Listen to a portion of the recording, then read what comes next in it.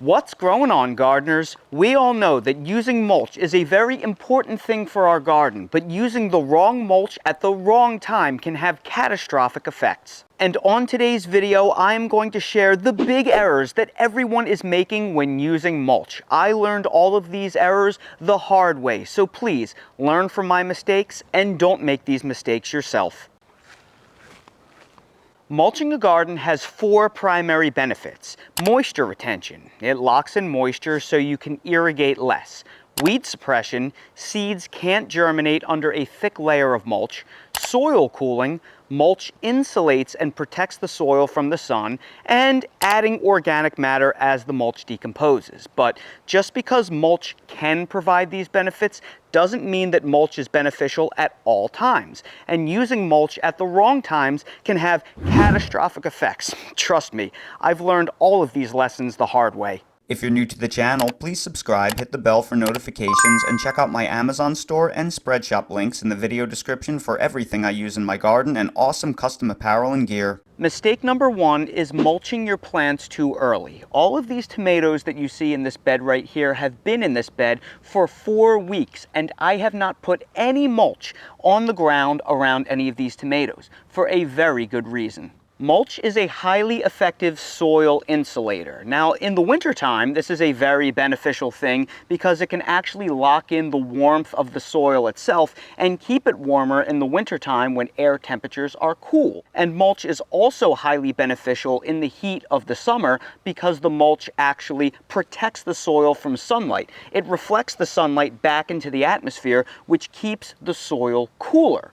However, in the early spring, the problem that we actually have is soil temperatures that are too cool. We actually need our soil temperatures to warm up so our seedlings and our transplants can grow more quickly. So, if I were to add mulch to my soil in March and April when I'm waiting for the soil to come up to temp for ideal plant growth, I would actually be artificially cooling the soil by mulching it too early and slow down the progress of my plants. So in early spring, mulch can actually work against you because of soil temperatures. I want this soil to heat up more quickly. And the most effective thing for that is actually the dark brown black soil itself. That will absorb sunlight more effectively. So for the first 4 to 6 weeks in spring, I actually don't want to mulch because I want that nice dark soil to attract the sunlight. Same thing with these pepper plants right here. Peppers really like warm soil temperatures, so mulching them would be against my best interest at this time. And of course, that also goes for these tomatoes in grow bags. Now, in the dead of summer, these black grow bags, well, they can absorb too much heat. So mulching them in summer is a great idea. But right now in April, I actually want the additional warmth. So they are going to stay unmulched for a little bit longer.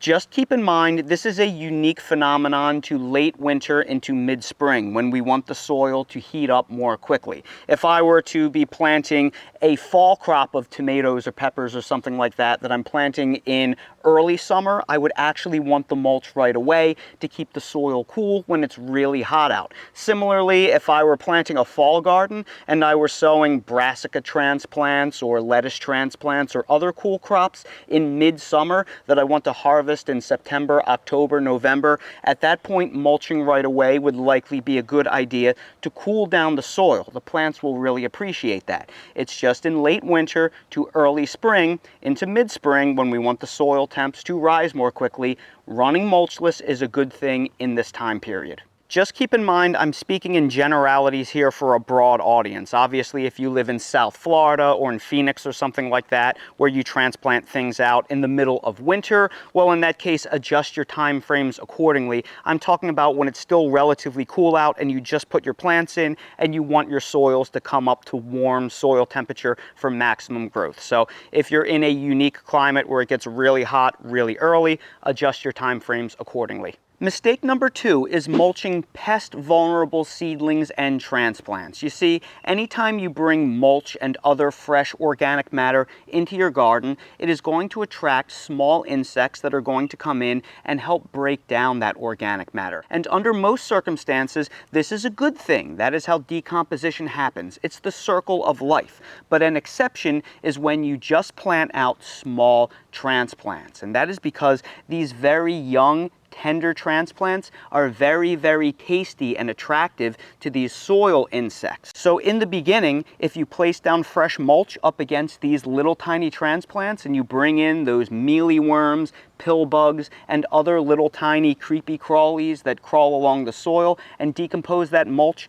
they can actually go after these plants. All of the peppers in this bed right here are wearing a little collar that I made out of irrigation tubing to protect them from things like mealyworms, cutworms, and pill bugs because they are very vulnerable in this stage. And I specifically kept this area unmulched because if I bring in a mulch, it's going to bring in lots and lots of those creatures. So I'm not going to place that mulch until the soil warms and the stems thicken up sufficiently so the seedlings are no longer vulnerable to those insects. Once your plant stems get nice and thick, you can pop off those protective covers because a nice thick stem like this is not going to be vulnerable to mealyworms and cutworms and pill bugs anymore. So we can let them go. And as long as your soil temps have warmed up sufficiently at this point, it would be safe to apply a mulch layer. Mistake number 3 is to mulch over a freshly seeded area, either right after you directly sowed the seeds or shortly after germination. For example, right here in this blank area in this bed right here, I just sowed some string bean seeds directly a few days ago and they haven't yet germinated. And if I placed mulch over this area, it would have a catastrophic effect on the plants. That's because one of the primary benefits of mulch is weed suppression, and it does that in 2 ways. Number 1, it prevents weed seeds that are naturally floating around in the air from landing on your soil. So if you have weed seeds blowing around in the air, it would fall on top of the mulch layer, it would never reach the soil layer, so therefore it wouldn't germinate, it would sit on top of the mulch and never germinate. But the second way that mulch helps prevent weeds is by suffocating the weeds after they germinate, because they have to fight through that thick mulch layer to access air and light. And in theory, many of the plants will be suffocated. So if I were to mulch a few inches over the string bean seeds, while they may germinate in the soil level, some of them are going to suffocate because they won't successfully penetrate the mulch layer if the mulch layer is too thick. And that is not what we want to do. Similarly, we also don't want to apply mulch to plants that have recently germinated for all of the different reasons that we have already mentioned in this video. So if these plants just germinated and you blanketed them with mulch, again, you could suffocate them and snuff them out just like you could when you place a thick layer of mulch over weeds. That is an obvious no-no. But for all the other reasons we mentioned in this video, if you apply the mulch too soon in the spring, when the soil is still too cool, you could have the temperatures working against you and cool that soil artificially and slow down your plant's growth. And of course, when you bring in fresh mulch, you can attract those mealyworms, pill bugs,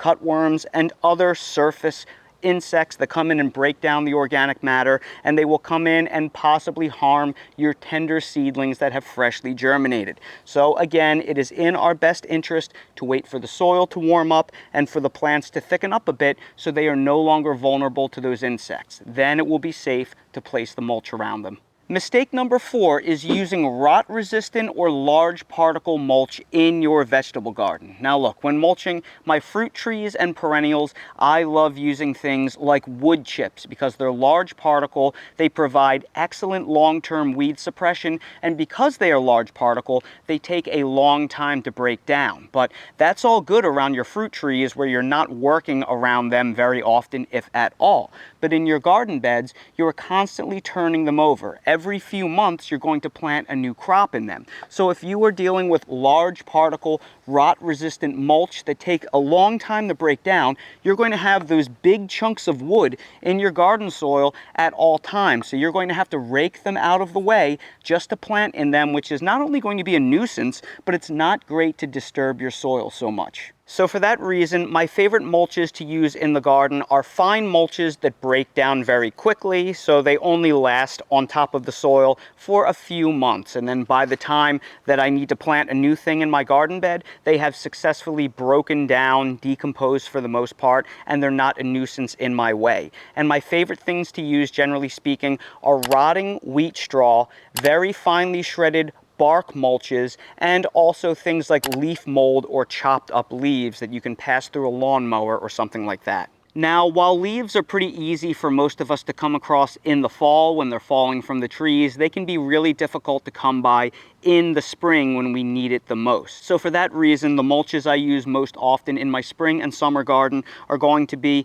decomposed wheat straw that is partially rotted, and also shredded bark mulches. Now, the reason why I don't use fresh wheat straw is because it'll come with wheat seeds and it will germinate when you first get the bales. So I let them sit out in the sun and the rain for a month or two, and they'll start breaking down. This is what happens to wheat straw when you let it sit in the sun and rain and snow all winter long. It decomposes into this wonderful stuff, and you're not going to have to worry about any seeds germinating in your garden because they have long since rotted. Now, if you don't have decomposing wheat straw and you can't get your hands on that, I like going to a big box store or a mulch yard and getting a finely shredded bark mulch. Not a wood mulch, a bark mulch, because a shredded fine bark mulch will decompose very quickly and they'll be very easy to work with in a couple of months when it comes time to turn over that bed. Wood mulches take a lot longer to break down, especially when they're large particle. The only time I use wood mulches in my garden is when I want them to last a very long time. For example, when I plant garlic, because garlic takes 8 to 9 months to grow. I planted all of this garlic back in November, and I used a wood cypress mulch because I wanted it to last all throughout the winter and spring, because I won't be able to harvest this until June. And mission accomplished, because there has been virtually zero decomposition in this soil, and I have had zero weed penetration. Now granted, decomposition is a lot slower in the winter because of the cooler temperatures, but you can see why using a mulch like this in the summer is going to be very annoying when you try to plant in this bed again. So make sure if you're using a wood mulch, it's for a long-term situation where it is worth it to you. And mulching mistake number 5 is using either a dyed mulch or an inorganic mulch, such as stone mulch or rubber mulch, in your yard, garden, or around your fruit trees. And I'll explain why one by one. Now, we've all seen dyed mulch at big box stores and at mulch yards, and it may come as a surprise to us that dyed mulch is often less expensive than regular old hardwood or bark mulches. And you might think to yourself, how can dyed mulch be cheaper? Isn't that an extra step? You have to add that dye. Shouldn't it cost more? Well, that is because dyed mulch is not a real wood product. For example, if you go out and you buy cedar mulch or cypress mulch or pine bark nuggets, you're getting a real wood product, either natural bark from a tree or a natural wood product that has been ground up. But when you buy dyed mulch, you're getting wood product. So it's going to be things like ground up pallets, old lumber, and things like that they grind up, and when it's undyed, it clearly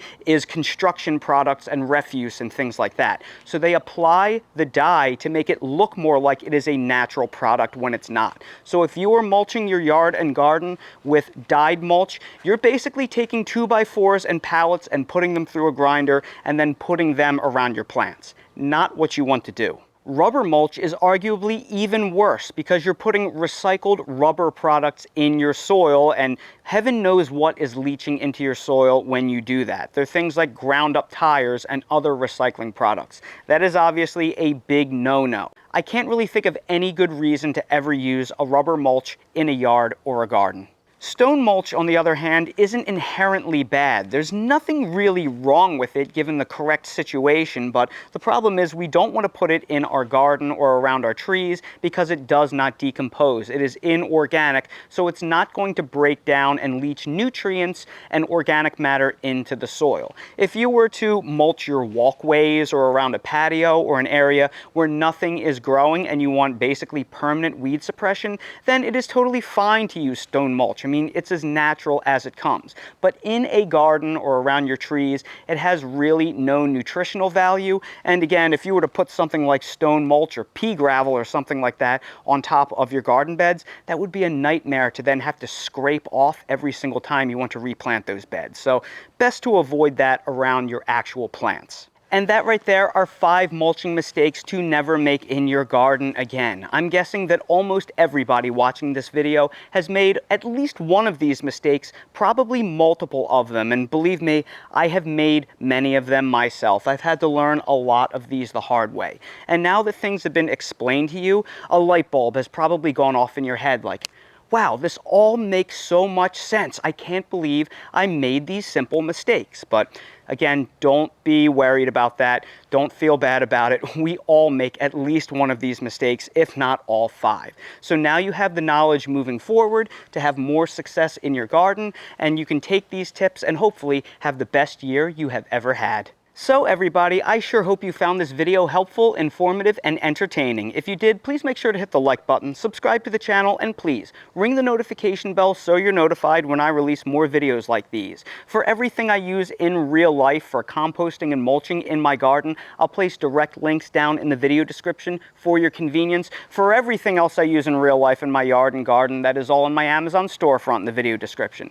While you're down there, check out my website, themillennialgardener.com, for all things gardening and for home design merch if you want to support my channel. Thank you all so much for watching, and I hope to see all of you again on the next video. Oh my goodness, you won't believe what I'm seeing right here.